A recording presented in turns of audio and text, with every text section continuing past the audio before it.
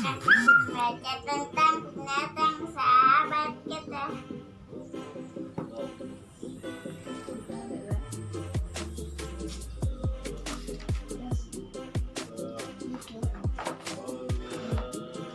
Mengapa kucing mendengkur? Kucing mendengkur untuk memberitahu bahwa dia ingin dibelai.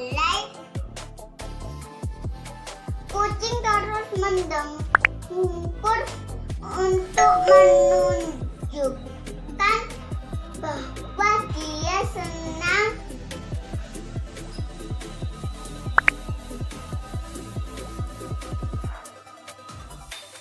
Kucing belajar mendengkur ketika masih bayi karena dengkuran lembut itu membujuk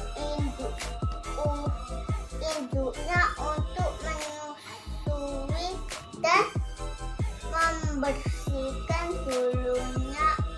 Induk kucing juga mendengkur supaya anaknya yang masih buta itu tahu di mana dia berada. Terus yang ini? Anak kucing meminta si induk supaya membersihkan bulunya. Terus alasan kedua mengapa kucing mendengkur? Ini Kucing dewasa senang bermain dengan pemiliknya. dan mendengkur seperti yang diajarkan induknya. Terus alasan yang ketiga?